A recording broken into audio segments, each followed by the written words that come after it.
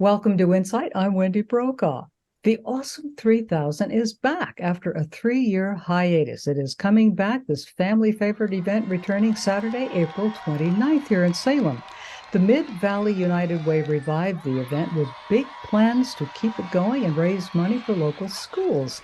My guests today are Jody Blackman, Director of Education and Enrichment and Grant Manager, and Mark Lowry, Director of Strategic Initiatives. Thank you so much for joining us today, Jody and Mark. I have to ask, when you announced back in December of 2022 that the Awesome 3000 was coming back, what was the reaction? What did people tell you?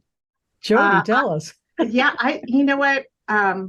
People were really excited. That was the first thing. And then they were like, are you sure you're going to be able to get it done by April? So, it was kind of this two-pronged reaction. But we have always looked at the awesome from afar. The United Way has, and know the importance of it as a community event. And we we heard a lot of people be like, when's the awesome coming back? When's the awesome coming back? And because the United Way did take on some of the programming that came from SCEF, people first came to us like, are you guys going to do it? Are you guys going to do it? And, at the United Way, we're small here. We don't usually do events. I think if you think about the United Way, you don't think about events. So we really had to come together as a staff team and say, okay, can we do this? And we think we can. We are going to do it. But everyone's been really excited, really open, really helpful. And kind of our philosophy is we're going to run the race this year. We're going to do it. It was a big step to take. And for those who don't know, the Salem Kaiser Education Foundation was the originator of the Awesome 3000 40 years ago. Can you believe that? It's such a Yeah, long time. Tell us, what can we expect of this year's Awesome 3000? I'll let Mark do that. Oh, Mark, Mark. Mark. Yes.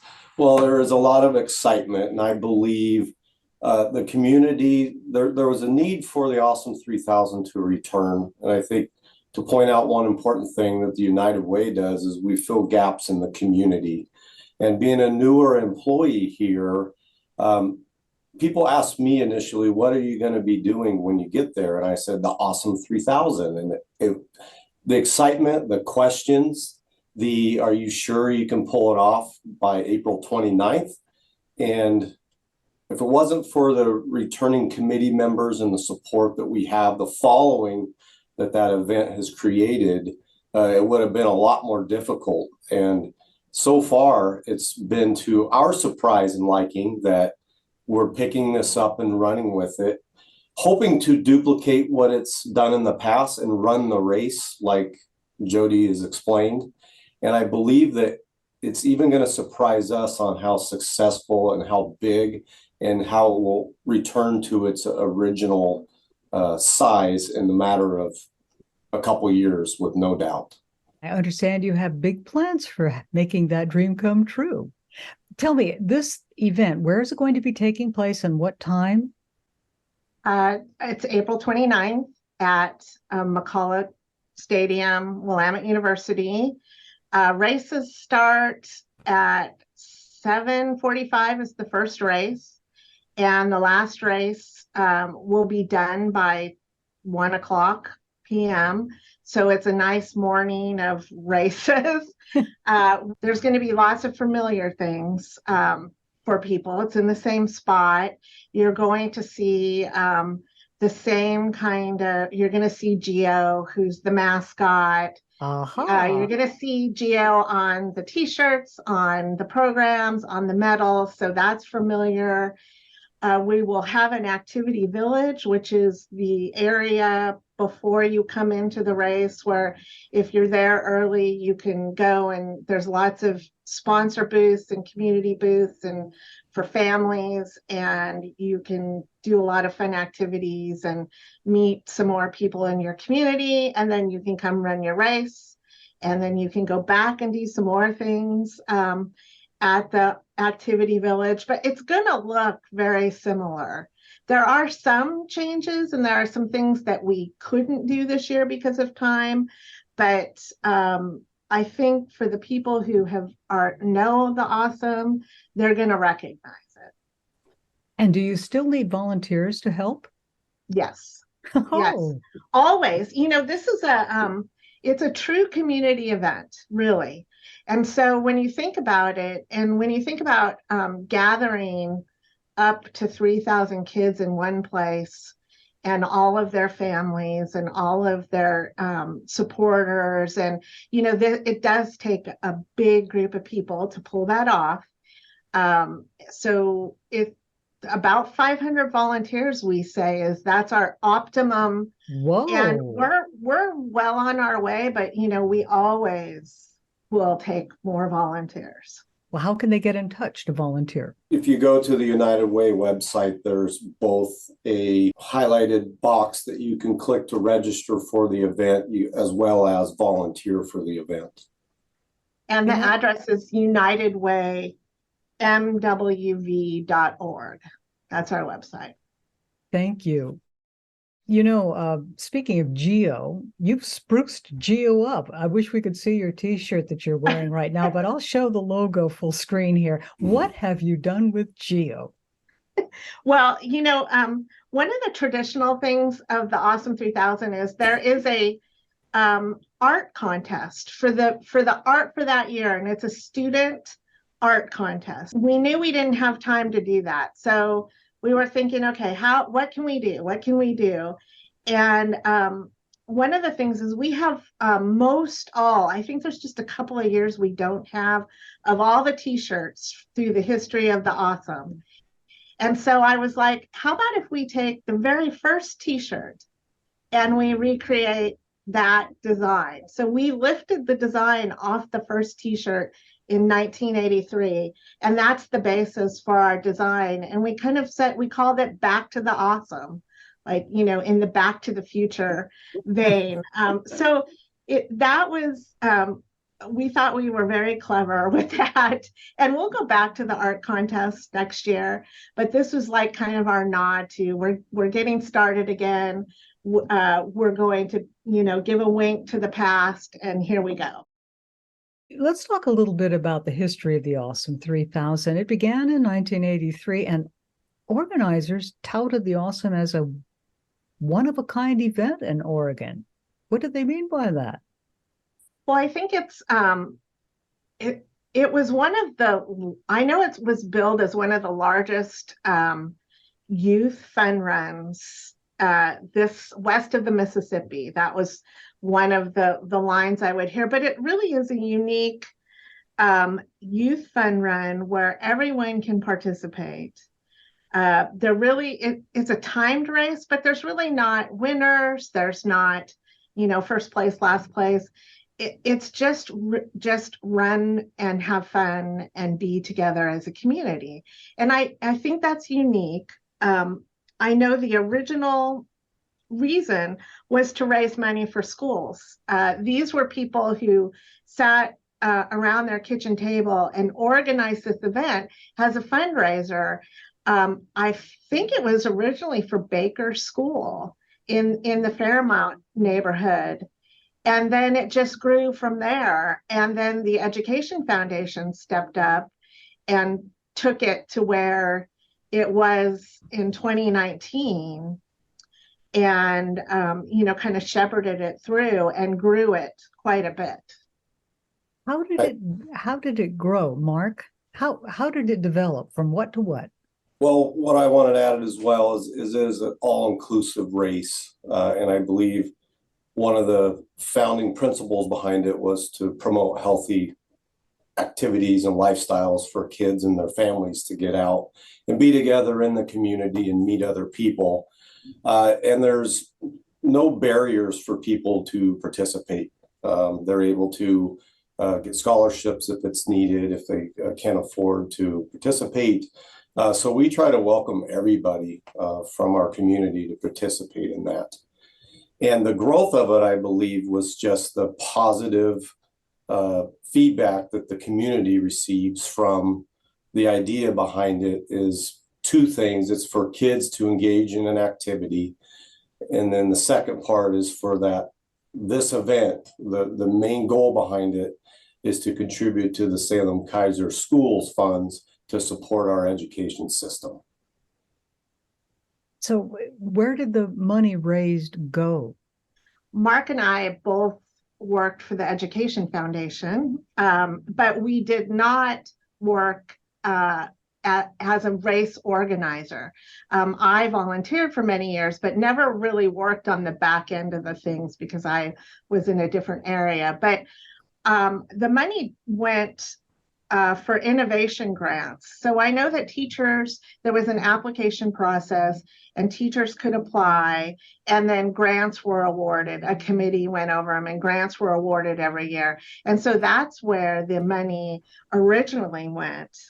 And so kind of a little bit about how we got involved at the United Way is that the United Way, when the Education Foundation announced that they were dissolving, there was one program that we had that was a grant-funded program, a federal grant, and we still had 3 years left in that federal grant. And it was the 21st Century Community Learning Center grant, which funds our Enrichment Academy programs at 8 schools in Salem Keizer. So that program was still continuing. It had the funding, and the United Way stepped up and took over the fiscal agency of that programming, which I found out afterwards really has never happened before. Usually the community loses the federal grant, but because of work that was done by the people who were dissolving the Education Foundation, by the United Way, by the Department of Ed for Oregon, and by the Salem Keizer School District, we were able to switch that the money over to the United Way and able to continue the programming. So all the staff came over to the United Way, including myself. And so the United Way started having a more important partnership with the school district because this was a new thing for them. And it opened the door to be able to talk with the school district and say, what else can we do? What else can we do with you? And so that was a conversation. And they went, well, what about the Awesome 3000? And we were like, okay, if we want to do this, we want to make sure that the money goes back to schools. Keep the original intent to raise money for things that aren't in the general fund or special initiatives or all sorts of things. So we worked with the school district because also with the dissolution of the Education Foundation, there really was no way for anyone to donate cash money to the district. So you have to have a nonprofit foundation to be able to maybe, like if you were going to leave something to a school in your will, or you wanted to donate a lot of money to a school, there wasn't really a way to do that. So we proposed the Salem Keizer School Fund that our United Community Foundation will oversee, and we will raise money through this fund for the school district. And so the Awesome is one of the pieces of this fund. So all the proceeds will go into this fund. Teachers and schools will be able to apply to the fund just like they did for the innovation grants. And there's a committee that will review those applications, and then they will award the money. And that will be an ongoing thing And the United Way will do fundraising efforts to populate this fund. So we were really excited to do that and to open that option up with the school district. And then we were like, okay, well, the awesome is another thing that's sitting there that we think we can do too. And that will help provide the money for this fund. When you think about it, when they approach you, when SCEF approached United Way back in 2019, asking them if they could take over the Enrichment Academy, that's when things really began to unfold, and you began thinking about how to do this. And because your missions dovetailed, in what way? The United Way had a mission, and how did the Awesome 3000 and the Enrichment Academy fit that? Yeah. Well, like Mark said before, see a need in the community and meet the need. Gather people together and meet the need in the community. So the United Way has been doing that for, I think it's over 80 years in our community. So there was a need. These were programs that were serving a high number of kids. The funding was there. The staffing was there. Rhonda Wolf, the executive director of the United Way, I worked with her way back in the day, and so did Mark at the YMCA. You know, the nonprofit world is small, so Yes, it is. yeah. So we knew each other for many years, and so there wasn't that unknown. You know, they knew what they were taking on. And they stepped up because the need was there. And just like, you know, creating a school fund, the need was there. Just like running the Awesome 3000, the need was there. So that's what the United Way does. So Mark, it fit perfectly. thank you. Mark, you have a background working with kids in sports. Yes. Was that through the Y or also with SCEF? Yes, my history is doing youth programming. A lot of that does surround around youth activities, sports, running events. And that did start at the Salem Family YMCA back in 97. 97. Yes. And then my career has taken me through multiple different YMCA associations. And then I was also at the Salem Kaiser Education Foundation running their youth sports department for 8 years. You were bringing up the idea of ensuring that all kids of all different abilities, a great broad cross-section of our community, can participate and enjoy sports at their level. What is your experience with that idea? Well, kids need to learn from an early age that participating is about having fun and learning a lot of different things outside of the actual sport itself. It's important to learn how to work with a team, how to overcome adversity, how to get results from working hard and overcoming those hurdles. And if you look at that as the standard with youth, that will also help other items translate, like their self-esteem. They're confident to raise their hand in the classroom if they have a positive experience. And the Awesome 3000, it's a lot of fun. The kids are smiling, their parents are cheering them on, their grandmas and grandpas are there, Geo's cheering them on, our sponsors are waiting to put medals around their necks. And just those moments, the kids get so much out of that will help them become better students, better friends. It'll just make them better people overall. What are the race categories this year? Well, the great thing is we start them as early as 3 years old. Oh. So we do have that pre-K race. The little guys, they run with their parents. Oh. And they just do a shorter, I believe it's 300 meters from start to finish. And it's, if you've been there to witness it before, is the cutest thing of them. Faces are beat red after that.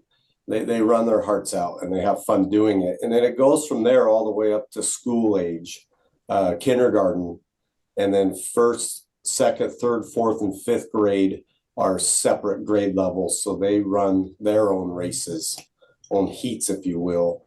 And then middle school is all combined, as well as the high school age group.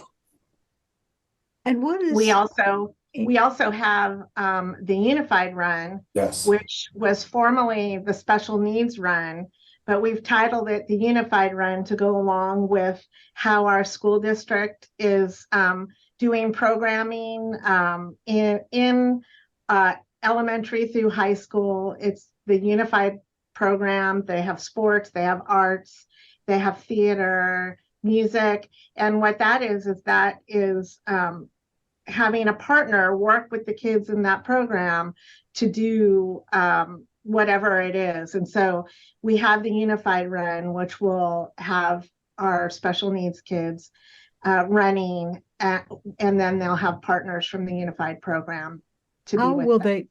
how will they prepare? How do these kids, this special group, prepare for the race? Well, we do a lot of pre-work. So like, for example, we've been meeting with the Unified staff team at the school district to talk about ways that we can make this race friendly for kids who maybe have sensory issues or mobility issues. You know, we do a lot of pre-work, but it's really, you know, we get them on the course, and it is a shorter course, but it's like that. I think the atmosphere gets them ready to go, and it's I mean, it's really one of my most favorite races to watch and to be a part of. But it's you know, they do a lot of talking to the kids about the race. When we do packet pickup, we talk to families when they come and talk about the atmosphere so they can do so they can get their kids ready. I have a special needs kid, so I, you know, remember talking to him about what it's going to be like, so he knew what he was getting into. But it's really like a fun atmosphere for all kids, and we just stress that, you know. And are parents expected to participate in their child's prep for all the kids? So there are kids that we do an in-service with the PE teachers before the race. And so PE teachers are talking about it in their PE classes at the schools. And some of them do race prep. Some of them, you know, we have one PE teacher, he was telling me he's showing videos from past Awesome, so the kids know. We give them all t-shirts, so they're wearing the t-shirts, and they do a lot to get kids ready. The great thing about the Awesome is it really has name brand recognition. So I went to talk to, we get a lot of support from the police cadets. So the Salem Police Cadet Program, they provide some of their cadets to come and help us at the Awesome. So we went to talk to them last night, and I said, hey, how many of you know what the Awesome 3000 is and have run in the Awesome? And, you know, all the hands go up. And so event recognition really works in our favor. You know, keeping it family friendly and above all fun is really important to the success of this thing. And when you think about it, many people think of sports as highly competitive, serious, and maybe get a little too serious about it. How do you avoid all of that, Mark? Well, I think the platform for Awesome 3000 welcomes everybody. And when you talk about preparation, yeah, you will have, you know, competitive, potentially track runners from the high schools that will enter in that division, but they're challenging themselves. Like Jody said, you know, there's no winner like you won the race and, you know, you get on the podium or anything. It's a self-challenging event, and you can prep as much as you'd like. I think our Salem Keizer School District does a good job with the elementary, middle, and high school PE programs to help assist with that, just through their education, and then other community partners that are currently running sport leagues for kids. I think all of that is in preparation. But the most important thing is if you want to train for 3 months and run in it, you can. If you want to go through who you are as a person and you have other interests outside of being a runner, you can still come and run that day and challenge yourself and run the race and finish and be a winner that way. So the competitive part comes from each individual, and everybody will approach it differently. But the greatest thing about the Awesome 3000 is anybody can run in it regardless of your ability. Just come out and have fun and enjoy yourself. Both of you, tell me, what have children told you about how this event makes them feel? I'll let you go, Mark, because you have more kids than I do. Well, I have a story. My children have all ran in it, and my middle child, his birthday fell on the weekend of the Awesome 3000, and we were making plans for his birthday party, and it was going to conflict with the race times. But he was, I believe, 4 or 5 at that time, and he said, "No, I want to run the Awesome 3000, Dad. I don't need a birthday party." So that there just tells you the joy, the experience, standing, in the stadium with a medal, with pictures and, FaceTiming grandma and grandpa or whoever else. They really, really get excitement and joy out of that. And for a kid to want to pass up going to get air on a birthday party to run in the Awesome, it's pretty exciting. I have a 30-year-old, and he ran in the Awesome many years. And then I have an 18-year-old, and he's done it also. But my 30-year-old, I'll never forget, he was a super competitive sports kid. And one of the years he was like some of the top finishers. But the year after, we're waiting for him to come across the finish line, and we don't see him, and we're like, this is interesting. And then finally he comes near the end, and we're like, hey, what happened? And he goes, I saw my friend and they fell, so I helped them, and we just walked together. So he had, and that I was like, this is my very competitive sports kid, but he got the reasoning behind the event. He was just like, we just walked and I helped him run a little bit, and I was like, okay, that's good. So it's that kind of thing too. But kids are super excited this year because it's been gone for so long. So we've heard lots of feedback that kids are raring to go. And it's important to point out too, is since it's been on a hiatus for 3 years, there's going to be a new generation of runners starting. And then there's ones like my daughter herself as a 7th grader. So last time was 4th grade. And she is super excited about not only running in the event, but also volunteering. We do have a position, if you will, with the runners, that one of them is called the rabbit, which they run out in front of the group and stay ahead. And then the other one is the turtle, which stays at the back. And she wants to volunteer to do either of those as well.